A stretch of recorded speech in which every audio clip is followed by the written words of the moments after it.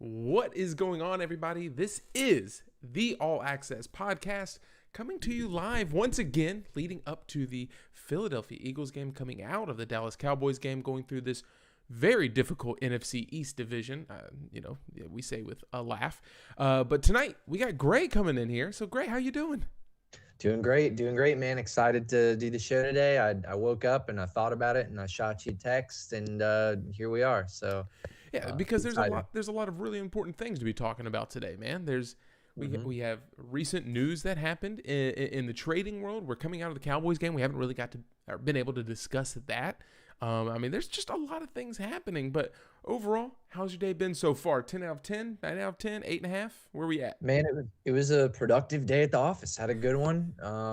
Definitely was looking forward to this all day. Definitely had to take a moment today to kind of digest the Stephon Gilmore news a little bit, which is pretty cool. So, man, it was really exciting. It was a good day. Yeah, we got a lot to get into and unpack today on the All Access podcast. If you're new here, welcome into the chat and welcome into the show. We definitely encourage you to jump in the chat. Let us know if there's anything you want to talk about. You help drive the direction of the show. We say it every single week, but we want to talk about whatever you want to talk about. Me and Gray, we're willing to talk about anything. I think he wants to get into some fantasy football news and nuggets here in a little bit because he has some pondering questions about dynasty and some trade. I think you have a trade going on, right? Like we'll talk about I do. You know what? I was going to wait and have you guys give some input and maybe make my decision that way. I took to Twitter first, though, to do the same thing. And I actually got a lot of people, by my standard, at least from my Twitter, reaching out to me to kind of talk about it. And so, I wanted to save the decision for now, but Matt Stafford was part of the trade and he's playing tonight. And so I actually went ahead and pulled the trigger. But we can still talk about it. And it was an interesting thought process for me. So we can still dive into it if you want. I hear you, man. We'll get into that when we get some more people here in the chat. As we get closer to Thursday night kickoff, we'll definitely get into that because I think that's an interesting play. I'm a huge DraftKings guy, so I think there's a lot of positives for Matthew Stafford specifically this year. So we'll definitely get into that. But to keep it here in our hometown, keep it local. The All Access Podcast, your sports in Charlotte and the Queen City. That's what the QC's for, if you didn't know, by the way. You can find us on any social media, Twitter, Instagram, Facebook. We are wherever you are, but let's kick this thing off. Let's take a real quick look back at the Dallas Cowboys game. We haven't had a real chance to connect and talk about it, so what are your key takeaways, positives and negatives? I want to hear it all. Yeah, man. I thought, it was overall a game where, some mistakes were made and there were definitely some things to clean up. And I think Matt Rule, if you listen to him talk at all about it, kind of said the same thing. But there were a lot of really good things to take away from this game, too, and a lot that I like to see. In my opinion, the Dallas Cowboys are a team that's ready to win the Super Bowl right now. I mean, they're the whole package. They've got, really solid defense, and then on the flip side of the ball is really where they're special. I mean, one of the best offensive units in the league, stellar offensive line, obviously a great rushing game with Zeke and Tony Pollard in the backfield. And then Dak is just playing, as intelligent a football as maybe he's ever played. Still coming off of that injury a little bit, but man, he's making some really smart throws, getting the ball out of his hand fast, just really playing top-notch football. And then that receiving core has gotten a lot better over the last, 3 or 4 seasons as well. They went out and got Amari Cooper several years ago, and now they've added CeeDee Lamb to that receiving core. And, that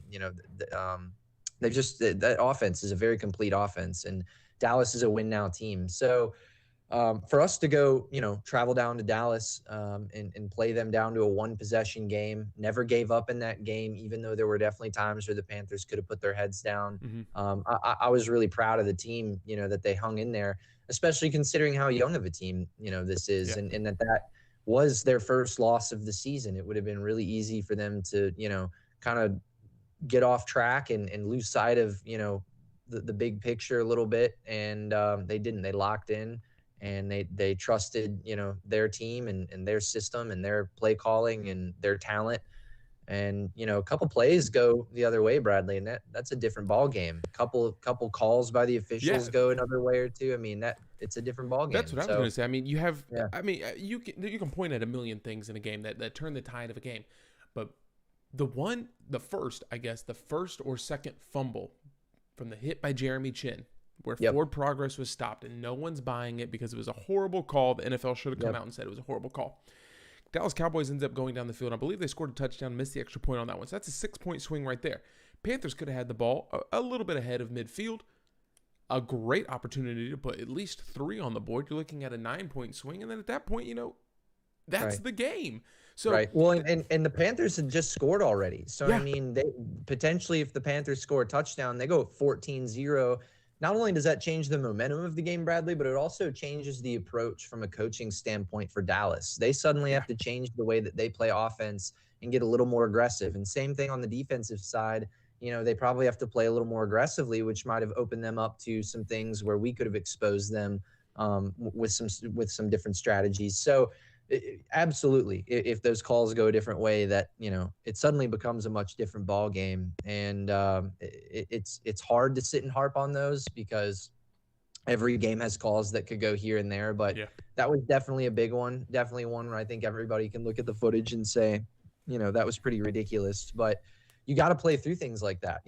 Things like that are going to happen in sports and in the NFL. And what the Panthers did, they played through that, and they got a little off track in the third quarter coming out of halftime.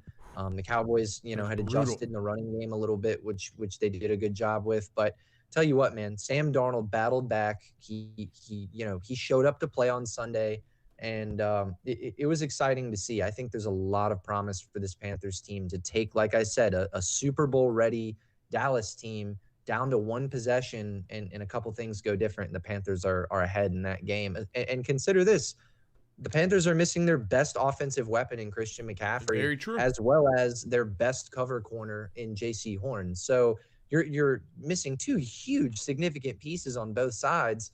Now this team, come playoff time, potentially gets J.C. back on top of A.J. Bouye coming back and playing with him, and then adding Stephon Gilmore to that side of the ball, assuming Christian comes back and is healthy.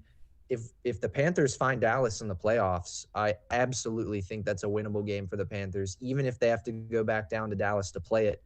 And I don't think Dallas would, take a second game with us too lightly. I think that would be a tough team to beat, this Panthers team two times in one season. Yeah, I don't think that's a team you want to see because they are going to learn from their mistakes. I mean, that third quarter that you mentioned, it was a brutal awakening to see a team that has a very, very physical, a very big, a well-built zone running scheme, just man versus man. They are bigger, they are stronger than you, and most teams, for good reason. They have one of the better offensive lines, even without Leo Collins. They have one of the best offensive lines in the country, in the NFL, and it proved there because everyone's been saying this whole time, like, oh, Zeke's getting a little washed. He's not what he was. Tony Pollard's the guy. And then Zeke comes out and almost goes for 150 in the game.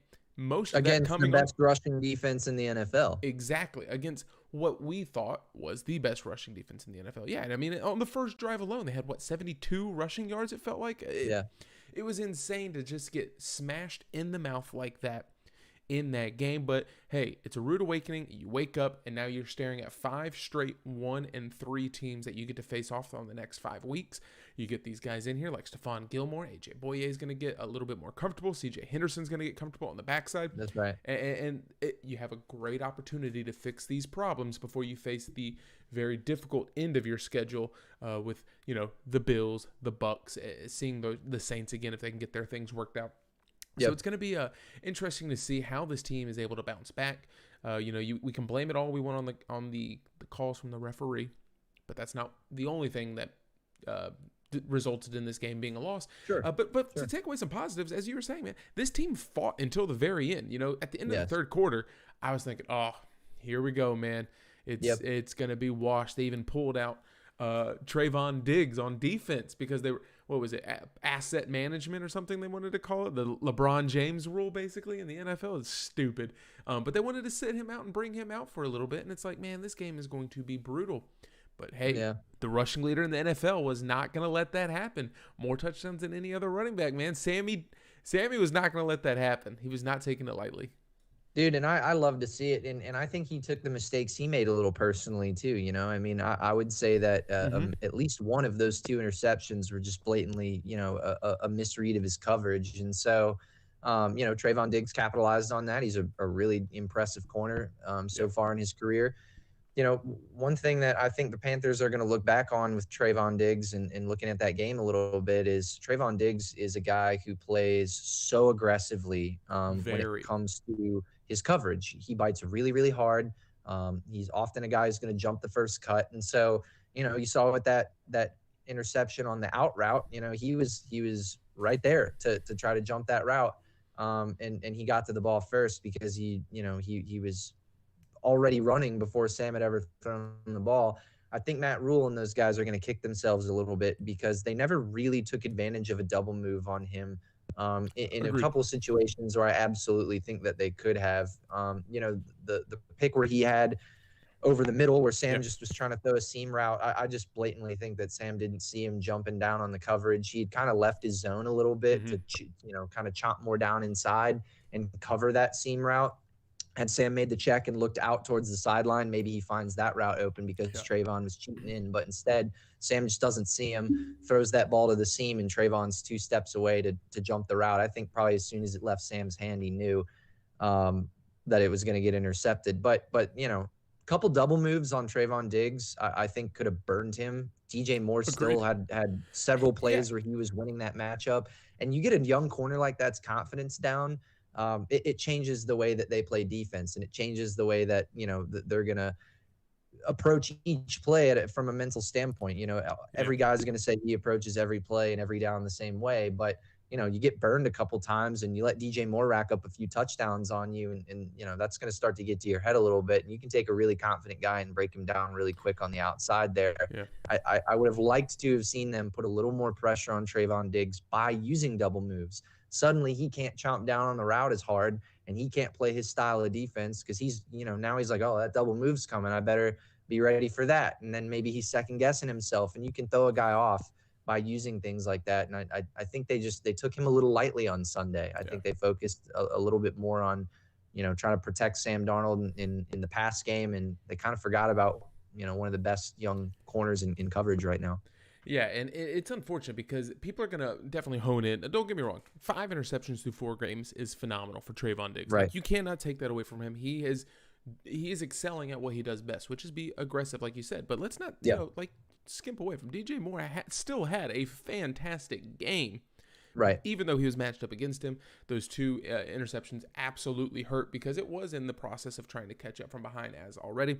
But another defender we got to talk about, Stephon Gilmore, coming over to the Carolina Panthers via a trade for a 6th-round pick in 2023, which feels so far away that I don't even know if I'm going to be alive watching this team play. You never know what's going to happen. Could get hit by a bus tomorrow.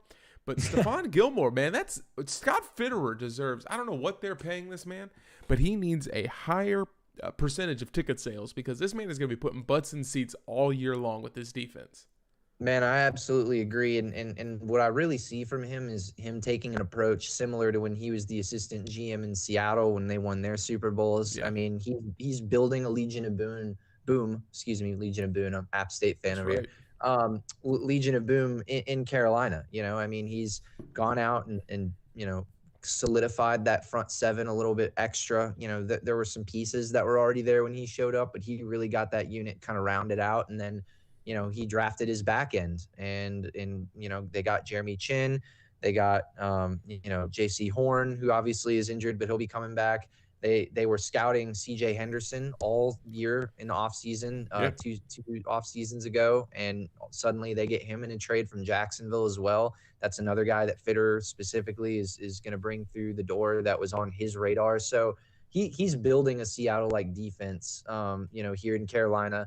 Probably the best defense that we've had since our Super Bowl run in 2015, and it's really exciting. I mean, defense, as cliche as it is, does win championships, and especially 100%. Come playoff time, you have to be able to keep points off the board. And, Scott Fitter is making sure that this team is built for the long haul.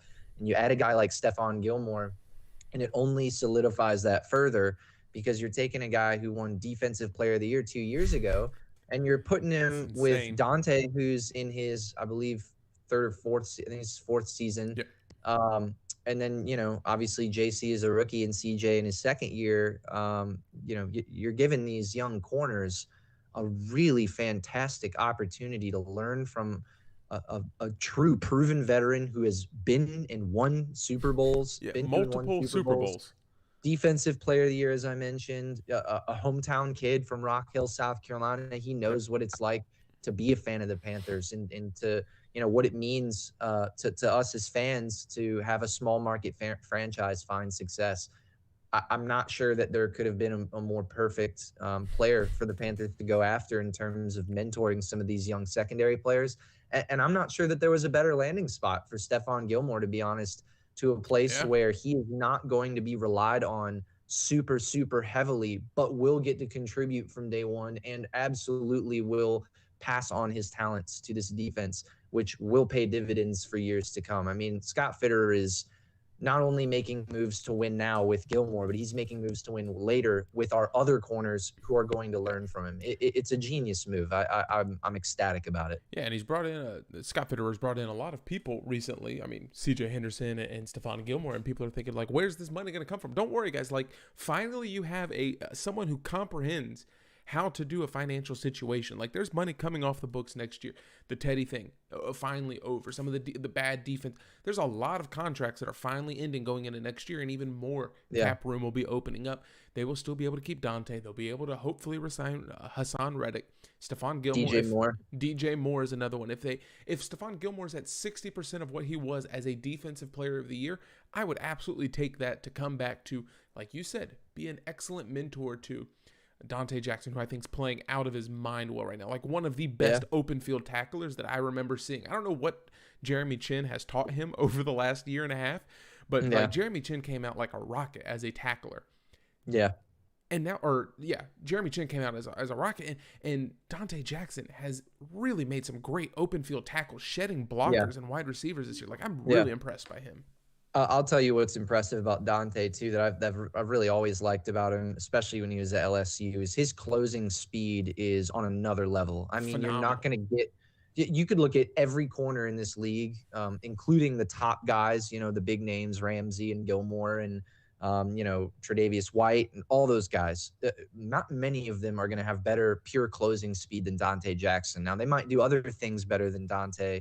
But when you just look purely at his ability to, once that ball's in the air, either break on the ball or break on the player, especially, on those dump offs and stuff out in the flats, he is just lightning fast, man. And as soon as that ball leaves your hand, if it's going out to the flat, he's right there. He's meeting the player. He's meeting the ball. And he's also learned, I got to hit not just the player, I got to run through the player, especially because he's a smaller guy. And so, to your point, not only is his closing speed, brilliant, but now he's really piecing it together with, secure tackling. And so when you can get to players that fast and get a body on them like that, even if you're not bringing them down, you're at least slowing them down for the rest of that, Panther pack to get there. And it's really cool. And it's cool to see, the fact that Gilmore is going to come in and make him even better. The upside is unreal. I mean, the worst case scenario, Gilmore can't really get healthy and doesn't get back to, pure form, but he's a mentor to those guys and they learn a lot and we let him walk. Yeah. I think best case scenario, he comes back, same player he was, and he's the Panthers' best cornerback. He's maybe one of the best defensive players on this team. And, he helps us make that playoff push, deep into the season that we really need because he's got that veteran presence and he's been to Super Bowls and won Super Bowls. I mean, this guy is going to add so much to this team just from a pure maturity standpoint and an experience standpoint. And then on top of that, I mean, if his on-field production is there, the potential is through the moon. So it's awesome. Panther fans should be excited. I know that everybody is, but I'll reiterate that here again. Scott Fitterer is making so good. Really, really good plays. I literally was thinking today at the office, I was like, Scott Fitterer is giving me Jordan Belfort vibes, like from Wolf of Wall Street. Like he's just conning people, but like just owning it. Like, I mean, I guess, I don't know. I don't know how you get Gilmore he's made a bad step yet, man. Like he's so good. Like this is what it should feel like to be part of an organization that knows what they're doing. Like I've never felt, I mean, and we can, I mean, all the positives are there. The signs are there that they're trending in the right direction. The 3-1 start is obviously it's giving the players confidence too, because what it says, we're in win now mode. I mean, we're ready to take this team all the way. And so players don't have to sit there and say, I'm wasting away good years of my career playing for a team that has no business winning. No. These guys are very, very 100%. aware that they're ready to win games. They're ready to make a playoff run, and their staff, especially Scott Fitterer, is proving that to them more than anybody else. Yeah. So that's really exciting as well. Yeah, and one thing that is exciting is going up against a team that's probably on the other end of that precipice, which is that Philadelphia Eagles with Sirianni as a head coach, who is a mind-boggling play calling issues that they've been having going on in a game against the Dallas Cowboys last week. I think Miles Sanders broke off a 27-yard gain on the first handoff of the game, didn't touch the ball again the rest of the game. They absolutely refused to run, put Jalen Hurts in a passing situation, which is not where he excels. He does rely on that play action, the RPOs, and things like that, which is the Carolina Panthers' next opponent. You bring in an offense that's not as good, but they do have Dallas Goedert, Zach Ertz, two tight ends that could hurt the Carolina Panthers, much like, Dalton Schultz that got 15, 16 catches, even though he did have who fumbled it also fumbles 3 times on one drive, but yeah, where you're going to put that in the back pocket. But Philadelphia Eagles do have some weapons on the outside. Devonta Smith's look pretty good. Quez Watkins, Greg Ward, Jalen Reagor when he's healthy. I guess they have pieces, but there's nothing that really scares you going into this game against an NFC East opponent and the Philadelphia Eagles. How do the Panthers match up in this one against them? I think defensively, the Panthers match up really, really well against this team. Scouting the Eagles for me, most of their plays are underneath within 10 yards. They actually play a lot like the Panthers did last season with Teddy Bridgewater. They throw tons of screens. They'll line up in shotgun, with 5 receivers wide, but they still throw the ball, within 5 yards because they're just throwing little screens and having those guys block and try and get their playmakers in space, using that space to try to get downfield. I don't think it's that Jalen Hurts can't throw the ball downfield, but it's certainly not, to your point, his specialty. And I think the Eagles are pretty aware of that, especially as a young second-year quarterback. It's harder to make those quick reads to throw the ball deep downfield, when you have really, really good pro safeties lurking back there. So, I think what they're trying to do with him right now is develop his confidence, but also, they got to find a way to move the football. And so they're really trying to do it through these screens, these little slants, these outs. And then every once in a while, they'll take that double move and try to hit you deep. I think for the Panthers to find success against this team, that they got to put a lot of pressure on Jalen Hurts the way that they've been doing with quarterbacks so far, make him make good decisions. Don't give him the time to be able to do that. And then, I would have this team playing right up against the line of scrimmage, inside of 15 yards. I'd have my safeties down. I'd have, my DNs with their ears pinned back. I'd be playing up against the line of scrimmage, basically saying, I dare you to throw this ball deep, and I know that you're not going to do it. I think if Jalen Hurts beats us over the top, kudos to him. I actually still have a lot of trust in our safeties, even with, Burris out. I love Chin, obviously. I think Sam Franklin has played phenomenal for this team every moment that he's stepped in and played. I would love to see this team play, press coverage, nose to the football, right up against the line of scrimmage, crowd the box, force Jalen Hurts to make good decisions over the top. That would be my approach defensively. Offensively, I think it'll be a little bit more of a challenge. The Eagles do have some things here and there defensively that they're good at. I think that their defensive tackle play, especially with Fletcher Cox, is some of the best in the NFC. I think that's going to be the biggest issue for this Carolina Panthers team is can they hold the pocket long enough to allow Sam Darnold to make good, comfortable decisions. And I think that's, really the story of the season. But specifically with this Eagles team, considering they have really good defensive tackle play, if they blow up the center of the pocket and they're forcing Sam Darnold to move outside and have to make really quick, uncomfortable decisions, that's where you make, a lackluster secondary look really good because the quarterback's then making the mistakes. You're not having to make big plays. You're just making plays that are given to you. So I think the Panthers need to be really careful of Fletcher Cox. They need to make sure that they're, if they can't hold the pocket and they purely just realize, this Eagles defensive line is getting to us, roll Sam outside, roll him out into the flat, allow him to throw into the run. He's done a pretty good job of doing that so far this season, but you cannot just let him stand in there and get eaten alive by those defensive tackles if they're able to get that type of pressure on Sunday. So I would say offensively, pass pro as much as you have to, key in on those defensive tackles, And then defensively, nose to the line of scrimmage. I would say play, a stacked box within 15 yards, and really trust your safeties to go make the plays when they're there. And one thing that could help this offensive line is if Christian McCaffrey's healthy. There's rumors that he could give it a go. They'll wait until about 90 minutes prior to kickoff to make that final decision, which I assume is the right thing. I think you might have even mentioned it on Twitter that, keeping that in your back pocket is such a good gameplay, man. Like, why would you let the other team know that your most dynamic and one of the best players in all of the league is not available? Make them game plan for it and then pull it away, or let them game plan without it and then throw him in there. Make them have to do double the work for whatever. Just prepare for everything is what they'll have to be doing.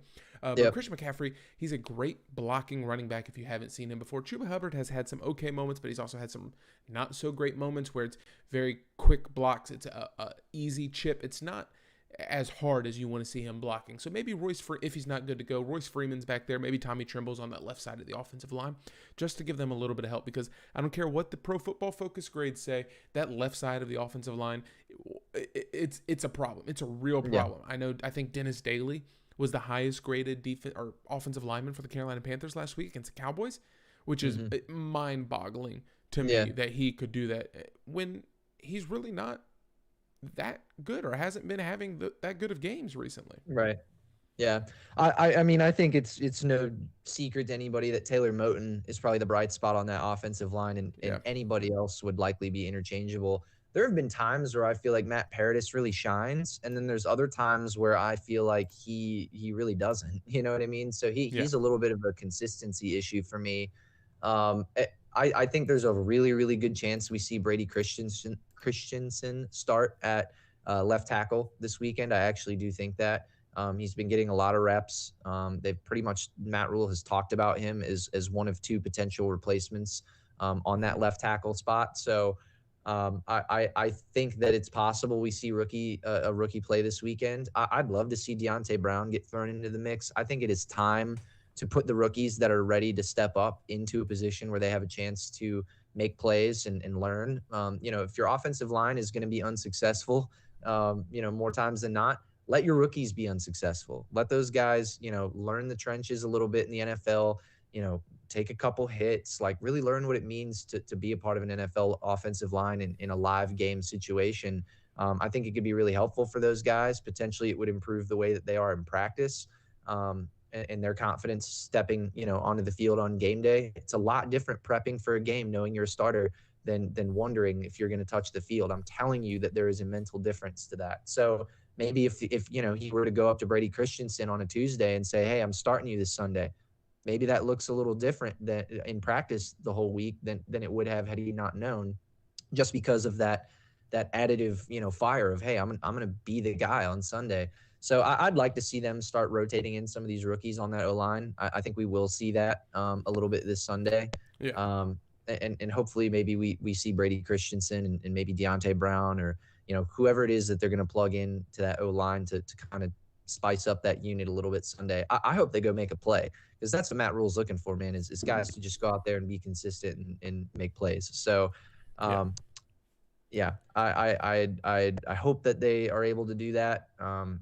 And if that offensive line's getting torn apart, then that's a good benchmark, because then you at least know, hey, the starters aren't getting it done. Now the rookies aren't really getting it done. All right, maybe we need to look elsewhere. Yeah, and it's definitely time, maybe not time to look elsewhere as in another team, but it's definitely a time to get an idea and really look hard and deep at this offensive line, because it's something that has struggled for year after year after year under this organization. And, we've talked about adding in all these key defensive pieces. Maybe it is worth a look at trading one of these defensive backs and, looking at possibly Dante Jackson as a trade piece or working in. Maybe Stephon Gilmore is that dude. And maybe you do trade him for an offensive line replacement. I know they're hard to come by, especially on that left side of the offensive line.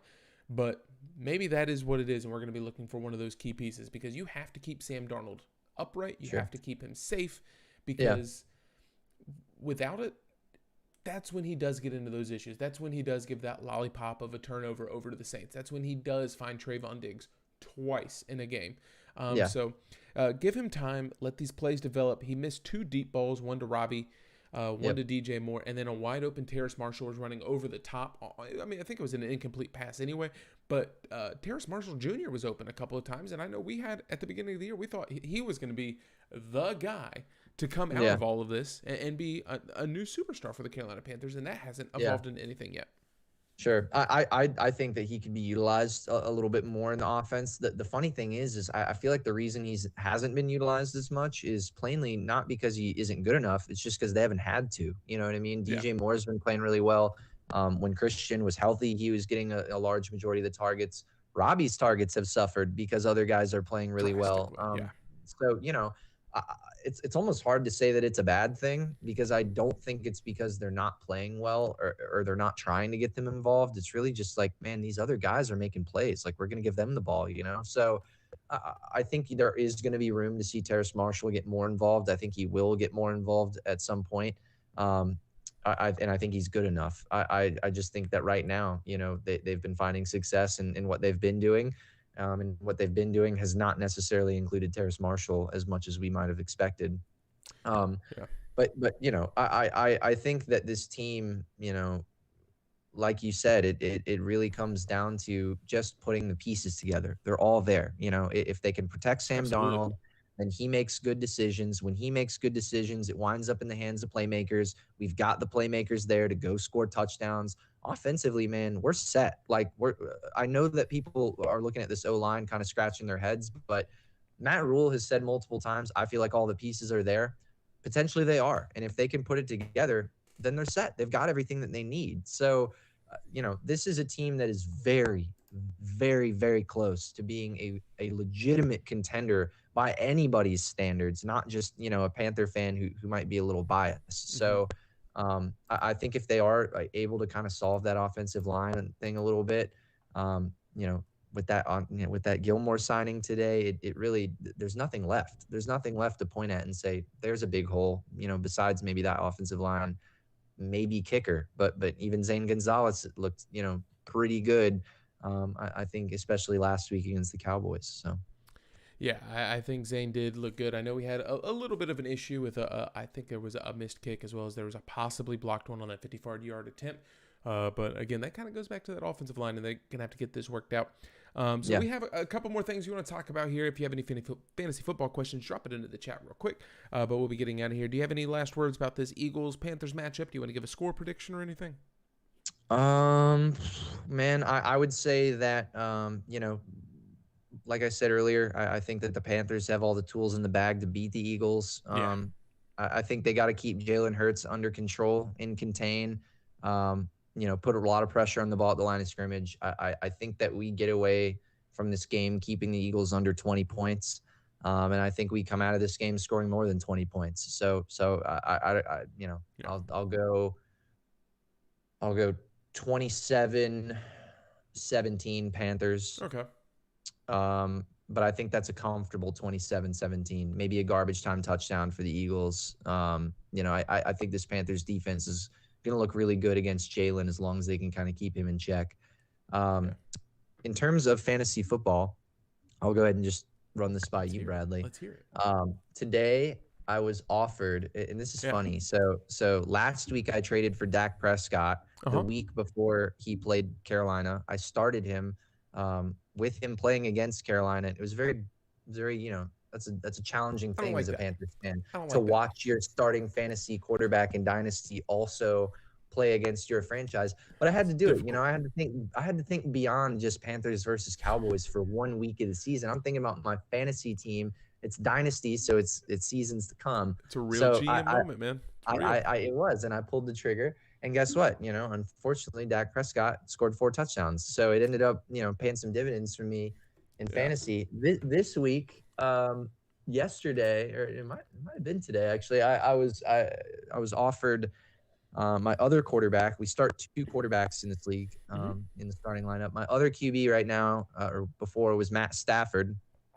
So I had Dak and Matt. And I was offered a trade today, Matt Stafford for Jalen Hurts and a second-round pick this offseason. And I traded away my second-round pick already for a different player. I actually got Najee Harris in a trade earlier this season. Oh wow, it's a good My pick. second round pick, yeah, it was a good pickup. But my second round pick was a part of that trade. So here I have the opportunity to, thinking about dynasty a little bit, get a 23-year-old quarterback going into his, or completing his second season. I get a second round draft pick to replace the one that I forfeited for Najee Harris. So that kind of fills that hole a little bit. Always good to stack picks in dynasty. And really, I just had to decide, how many years left does Matt Stafford really have to be a top tier relevant quarterback in this league? And do I think Jalen Hurts has the potential to achieve that? Do I think he's going to get there? And so it was one of those things, man, where it wasn't something I was thinking a lot about. It was two players that I had never thought about together or in the same boat or scenario or anything. But suddenly, I had to decide, how good do I think Jalen Hurts is going to be compared directly to how long do I think Matt Stafford is going to be as good as he is now? And it was just, it was interesting, man. Those are the types of things I like from fantasy and the kind of situations that it throws you into sometimes. Ultimately, I decided I pulled the trigger. I took Jalen. So now I got Dak and Jalen, and I'd added that second round pick, and I'm pretty happy about it. But it's funny because here I am 2 weeks in a row trading for a quarterback the Panthers going to be playing. Have to then go play against. Man, I think it's tough to let up. I think it's tough to give up Matt Stafford. I think he's on level to have 2 really, really, really good years. But I don't know how much he has after that left in the tank.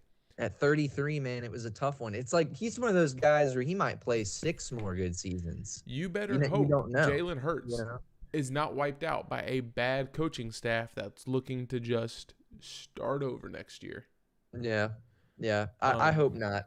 The thing that I really like from him, though, man, is I feel like he has gotten better every single week that I've seen him play. If you look at him play last season, and then you look at him play this year, and you just look week to week at the decision making and his comfortability level in the pocket and out there on the field with his teammates. I really, really do think that he looks like a good player. And so, yeah, it was sort of just one of those things that was funny, man. It got me thinking today about just a situation that I hadn't spent a whole lot of time thinking about before. And again, I thought it was kind of goofy because back-to-back weeks I traded for a quarterback that then the Panthers have to freaking go play against. Yeah. As a Panthers fan, that's hard to do. I love playing DraftKings and daily fantasy sports, and that's always hard because I want to pick the Panthers because I want the best for them. I want this to be Robbie's breakout game. But the same thing is on the other side of the ball. Like, I never want to play the quarterback that's playing the Panthers, but I get it. I don't want to play the running back that was playing the Panthers last year when they didn't have a good rush defense. I didn't want to play the running back that was playing the Panthers, but I knew it would probably pay off. I knew it was probably going to be for the better last year. So, but the Panthers, their next 5 games, very winnable games, all against 1 and 3 opponents. A lot of fans are hoping for a 4-1 coming out of this. I think the most challenging game is probably that Minnesota Vikings game, which the Panthers do match up pretty nicely against, as long as that offensive line doesn't give them too much fits with Dalvin Cook back there. So it'll be interesting to see. I'm sure we'll get together again after this Philadelphia Eagles game to look more into that for those last 4 games of that little 5-game stretch, because there is no Cam Newton anymore in that Cam Newton Bowl that would have wrapped this up. One last thing in here, Krusty Craig in the chat before we head out. He says, how are we feeling about Stephon Gilmore, man? I am over the moon. They said that he looks really good. They said that he was not there physically last year. He'll be back after week 6. They're saying that he is physically there now. Like, he will be the Stephon Gilmore of 2019 on this defensive side of the ball. And I think that's huge. More importantly, Gray, like you were saying, being a mentor to these guys, some of these younger guys. I know that's big for you for just the overall presence of him. Yeah, absolutely. I mean, to your point, Krusty Craig, we talked about this a little bit earlier. So to get kind of a full breakdown, feel free to go back and kind of tune into that. Yeah. But just to kind of recap that, I think worst case scenario for this team, Gilmore has trouble getting back to his full potential. He has trouble coming back from that injury, but he is a football mind that, is a lot bigger than that. And he's going to teach our young guys a lot of things that are really, really valuable come later on in the season. If this team is looking to make a playoff run, which right now I think everybody's very, very hopeful they will. Gilmore has been to the playoffs many times. He has played in Super Bowls. He has won Super Bowls. So To have that presence on your roster, whether that player is out there on the field making the same plays or not, is going to pay dividends for this team. And then best case scenario, which I think everybody is absolutely, considering and open to as a possibility, is he comes back in full form, plays to the Mhm. level of a defensive player of the year, top 10 corner in this National Football League, becomes one of the best players on this young defense, continues to mentor them the same way that we discussed before, and is suddenly a vital piece to an unbelievably good defense. Yeah, and I think this defense, they're young enough to be very, very good for a long time. It is just that injury bug. So we'll keep an eye on that Shaq Thompson thing that's going on there. I believe Hassan Reddick's also dealing with a little bit of an injury. So, for the latest, you can find us on Twitter at allaccess_CLT. But that's going to do it for this one, guys. For Gray, I am Bradley McKeska. This was the All Access Podcast. Hopefully, we'll see you next time when